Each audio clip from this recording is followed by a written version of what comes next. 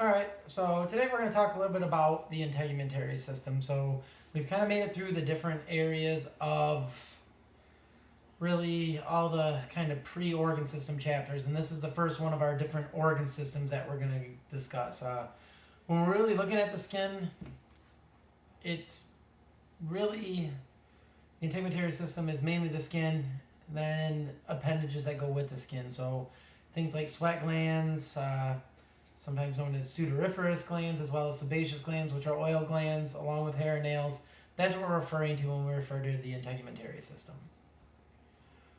So, again, getting into this, what is skin made of? Why do we have skin? I mean, those are really some of these key ideas about this chapter. So, why do we have skin? I think for most people, this one's a pretty obvious one. We know from what type of tissue it is. It was that stratified squamous, and it was the keratinized version, and we know what would that be good at, as I talked about before. It'd be good at protection. So not surprisingly, when we look at this stuff, we see it's protection from mechanical injury, so from being scraped or something else like that. Protection from pathogens getting in. Chemical protection against those pathogens as well. It is involved in thermoregulation. It does help with certain metabolic functions like vitamin D synthesis.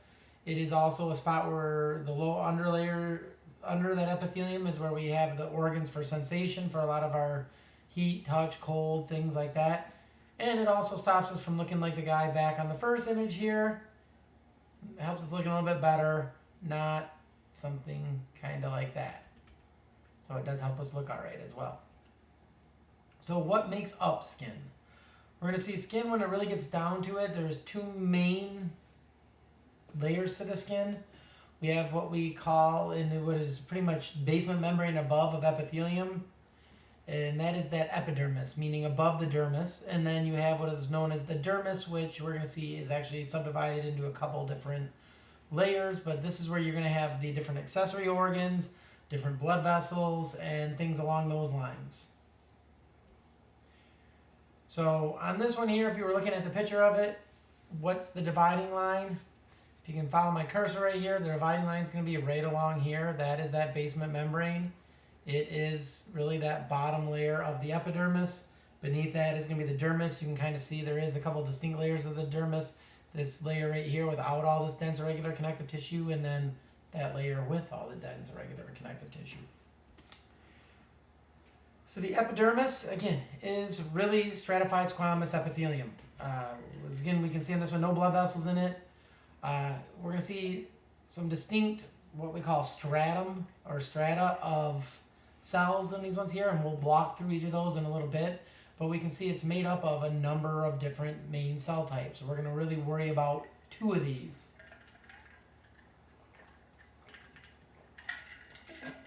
So the first one here is that keratinocyte. Keratinocytes, they're epithelial cells, normal epithelial cells.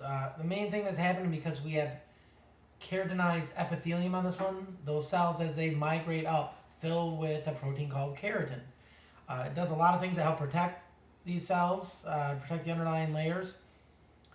Because these fill up with keratin, a lot of times we refer to them as keratinocytes, hence the name.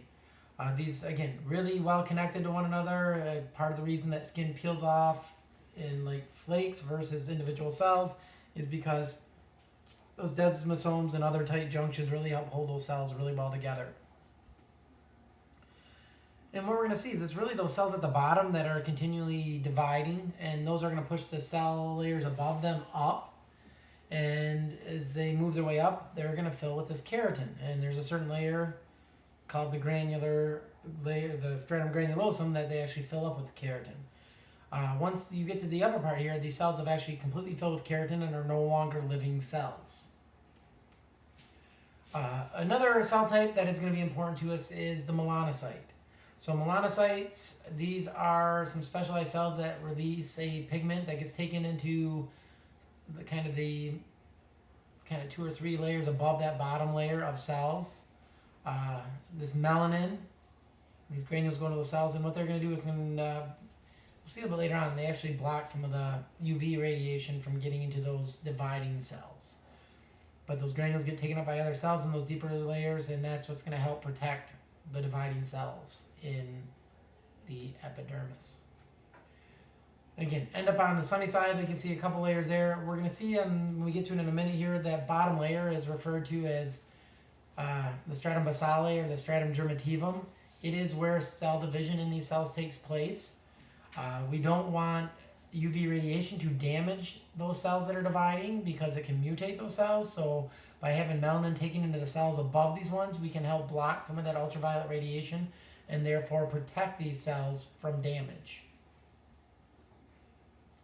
The other cell types here, I mean, mainly known that they exist. There is some little cells that are move up in the epidermis called Merkel cells. These are kind of little receptors that can do some of this really fine sensory touch when they are compressed. So we're going to see the epidermis, again, it is that stratified squamous epithelium, the keratinized version of it. Depending on where we're at on the body, you have two different types of epidermis, and it's really just one type has an extra layer of cells, the other type is missing that, and outside of that, on that thick skin that it's talking about here, the other layers are generally going to be a little bit thicker as well. So thick skin is really hands and soles of the feet, so palms of the hands, soles of the feet. Those things that are more in contact with your environment, they are going to have thicker layers, or thicker stratum, as you can see by the different names there. And they're going to have one extra one that's called the Stratum Lucidum. Thin skin has the other 4 layers, generally not quite as many cells in those layers, and it is not going to have that Stratum Lucidum. But you can see you're looking at these ones here, the basement membrane, working your way up from the bottom. It's the Stratum Germativum or Stratum Basale, then the Stratum Spinosum, Stratum Granulosum. The layer that we only find in thick skin is the Stratum Lucidum, and then Stratum Corneum is going to be the one that's at the surface. So again, thick skin, hands, feet, pretty much palms of the hands, soles of the feet, have all 5 of those layers. The Stratum Basale, Stratum Spinosum, Granulosum, Lucidium, and Corneum. Thin skin does not have that Stratum Lucidium, and again, the other layers tend to be a little bit few less cells in each one of those stratum. Again, thick skin on the hands and the feet, mainly because when you think about how you interact with the environment, before we had shoes and other stuff like that, your feet were always going to be in contact with the ground, walking on different things. If you've ever spent a summer going mostly barefoot, your feet can, or some people got into really this thing for a while, barefoot running, and if you really get a lot of interaction with your feet, with the actual environment, you'll see your feet skin will actually thicken up and get a lot tougher, and that's part of the reason on that one. Again, the other thing we're really interacting with their environment is the hands, especially if you do a lot of work with your hands, which I don't. You will get some of those calluses and those other thickening of those skin layers as well.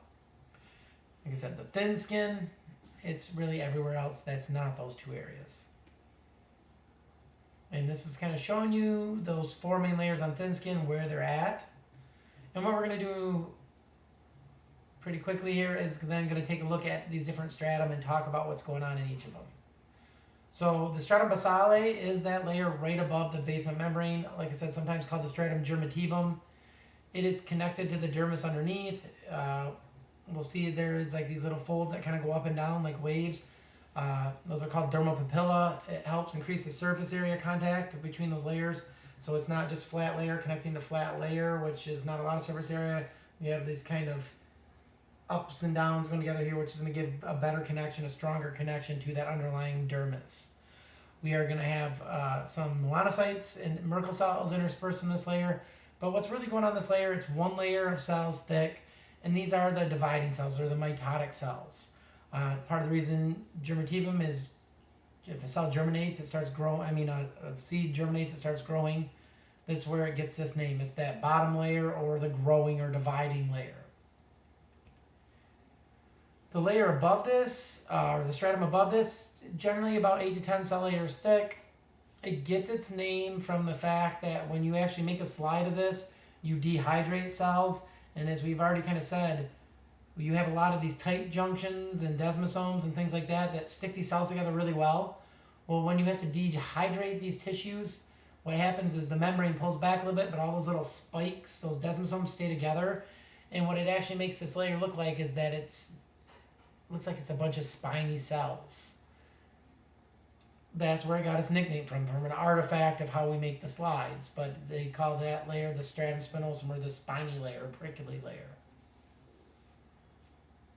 There can be a little bit of cell division at the bottom of these layers, but generally these cells are going to continue to move up. They'll have that spiky layer, outer part around them where they've kind of retracted back. And as you're getting to the top of this layer, the cells are starting to really kind of flatten out a little bit more. And just starting to make a little bit of the precursors of keratin, but it's really on this layer, this next layer, the Stratum Granulosum, which is about 3 to 5 cell layers thick. What's going on in these cells is they continue to flatten out, but what's going on now is there's a lot of protein synthesis taking place and filling these cells up with keratin. As you get to the top of this layer, the cells are pretty much full of keratin at this point. Again, it's a waterproofing agent, so if water can't go up through this cell layer, what that really means is what it really means for us is this is going to be the last layer of cells that is actually living. Nutrients travel in water. If water can't get through those layers, nutrients can't get to the layers above this. So what that really means is your last couple strata of skin are actually not living cells. They are keratin-filled cells. So if you've ever exfoliated, you are wiping off the old dead skin to show off your new dead skin, which people always think is a little bit funny. So in thick skin, you have this layer that does not stain really well. It's about 3 to 5 layers thick, called the Stratum Lucidum. If you actually know what the word lucid means, it means clear. So if you're thinking lucidly, you're thinking clearly. So the name is pretty much playing on that this is the stratum that doesn't stain, or it's the clear layer. Again, only in that thick skin. Not one I usually make you identify on a slide or anything else like that, just because it's difficult to see. And then really the last one here, and depending on where we're at, so the palms, soles of the feet, these might even be thicker. If you have a callus of some sort, you might even have more layers of this, but that outermost layer is called the stratum corneum. These are all really flattened out. I always kind of say it looks like phyllo dough on baklava, if you've ever seen that Greek pastry, this little flaky surface at the top. The main thing in this one, tons of cell layers. If you were to scrape some of them off, you have a whole bunch underneath it that are still protecting you. And the fact that there's so many layers of this, it means pathogens have a hard time getting through this. It means water has a hard time getting out through it. So we don't, if you've ever seen a worm in the summer on a sunny day after it rains, sometimes they dry right out and become what I always joke around as worm fries. We don't do that if we go and lay at the beach. Our skin prevents us from losing too much water through the skin. Sometimes we refer to this keratinized layer as the cornified layer, and sometimes they talk about the process of keratinization as cornification. If you hear those terms, that's basically what they mean. But again, that stratum corneum, those outermost layers, again, on that thick skin, this is going to be much thicker than on the thin skin, but both of these you'll see that flaky surface. And again, if you look at the arrows right here, the gray arrow on top is really, the arrows there are talking about the stratum corneum. The other one here, the red arrow, is looking at the stratum basale on this one. So really the last thing to kind of talk about is really what affects skin color on these cells. To me, this is always an interesting one to talk about. In reality, it is very much a trade-off of a couple of different things in terms of why we have the skin colors we do. Humans have turned it into something much more stupid than that. All these crazy things with racism and everything else that goes along with it. Really, what is going on with darker skin is, if you look evolutionarily where their ancestors have came from, are generally going to be areas where there's higher levels of UV radiation. Melanin is, again, what's going to protect us from this one. So it is melanin, again, made by melanocytes. It is a bunch of these tyrosine amino acids connected to one another, and you end up with this melanin. There's slightly different ranges of colors of it. Most people have about the same amount of melanocytes, but it's how much and what type of melanin are made is really going to play the difference. But if you were to look at the globe and kind of, here's the globe, if you start looking at the populations that are closer to the equator, skin colors tend to be darker towards the equator, and as you get further and further away from the equator, you can generally see that skin color tends to get lighter in nature. What this is really about is closer to, UV radiation is important to us in certain ways. And we'll get into a little bit later on here, but one of the things that UV radiation lets us do is a little bit of UV radiation on the skin is going to give us the ability to synthesize vitamin D. Very important for our calcium homeostasis. One of the things at those equatorial areas is the UV radiation. It's more direct, going through, really when you start going through at an angle from the sun, through more atmosphere, you lose more of that radiation. So at those equatorial areas, there is a more UV radiation. Because of that, populations that evolved in those areas tended to have darker skin to protect them from that UV radiation. They were not really, there wasn't much of a worry about not having enough UV radiation to make vitamin D because of where they were at.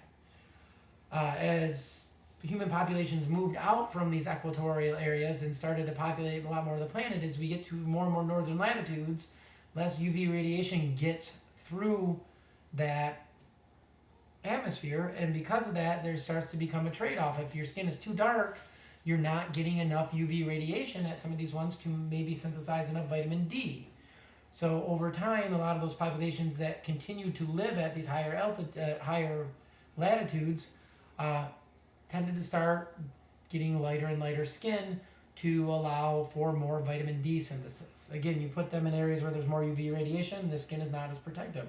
So really, the gradation of skin color tends to be just a trade-off of UV protection relative to vitamin D synthesis. I mean, honestly, a lot of populations, you can find populations that, certain populations in Africa may be separated by a few hundred miles that sometimes are genetically more distinct than a lot of, I mean, somebody that's Caucasian versus somebody that's African American. They're probably closer genetically than some populations of people that have their ancestors and they've basically stayed in certain regions of Africa. Other things that can influence the skin color, you have to eat a lot of carrots, but if you eat too many carrots, you can actually get a lot of keratin or keratin put into that skin, and you will get kind of an orange or yellow look to the, especially the palms of the hands and soles of the feet. On lighter skinned individuals, sometimes with blushing, you can also see the hemoglobin come from the blood when the blood vessels close to the surface dilate.